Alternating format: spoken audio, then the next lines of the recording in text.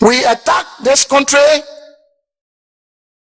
with limited weapons that were not previously with us, except knives. We got to Butuo, Christmas Eve, about going to 6 in the morning, and we saw a Muslim man going to the mosque. And I sent a few guys to bring him over to us. And when he saw those guys, he thought they were coming from the nearby town. And they called him to us. He didn't know we were all there in hiding among the bushes. And he came and we said to him, we are here to take over this town. Where is the commanding officer? He said, I'm living in the same house with the commanding officer. In fact, good news. We know that Kwangba did not die. We know Kwangba is alive. But they were last told that he died, but we are convinced that he's not there. I said, that's true, you're right. Kwangba is with us here right now. So he said also that the commanding officer left Monrovia like yesterday and brought more supply for the Christmas season. It was on Christmas Eve. They brought uniform, they brought guns, they brought ammunition and so forth. Rocket prepared grenades and everything. So we asked him to take us there. And he took us there and we lay on the doorpost. He knocked the door and the man answered, who was it? He called his name and the man opened the door. By the time he opened the door, we shot him in with a knife and operated on him. And that was how in his storeroom in that building, we now dressed fully with military uniform. We now took the RPGs, we now took the GMGs, the light automatic rifle, the M16A1 rocket launchers, everything they brought, we seized it. Then in the morning, there was no shooting. In the morning, the soldiers that had gone that day to look for the Christmas food, they came in. When they came in and saw us in new camouflage, they thought that the bossman had divided the uniform he brought from Monrovia. They didn't identify us until they came nearer.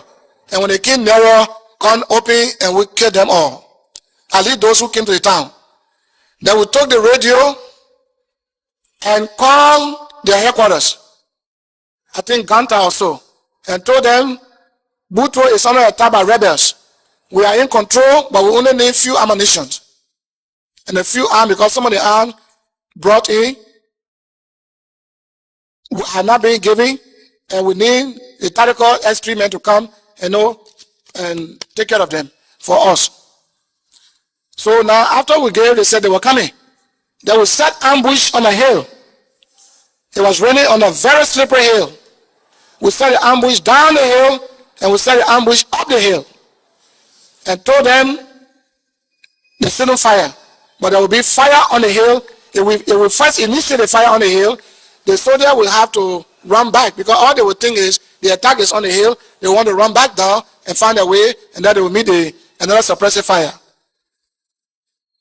So, but the battalion that was coming, the unit that was coming, brought its own equipment, its own basic load and other ammunition thing requested for by the unit commander. I was speaking, I said it was a soldier man from the AFS speaking. So when he came, we ambushed them. Those who ran away, may God help them. Those who did not run away, we seized everything they brought, and that's how we begin to maximize our strength. The more ammunition we had, the more equipment, the more uniform, we started our recruitment process. Then we move on to Campley, where you have 106, Awusa 4.2, 105, heavy weapons. I think you all know the time President Doe was on the television and said, look, Nima people, you all leave your home. If you don't leave your home, you and the children will never be seen again. It was after that statement broadcast on the television and radio that he then dispatched all the deadly weapons to Nima County. Nima County was under siege. Nima County became a battle zone. Who are you fighting? He sent all those equipment there. And so those equipment were based in Campley. And we decided to move on Campley. We moved on Campley. On our way, we captured one soldier who didn't know where he was going. I had to look for power in the morning.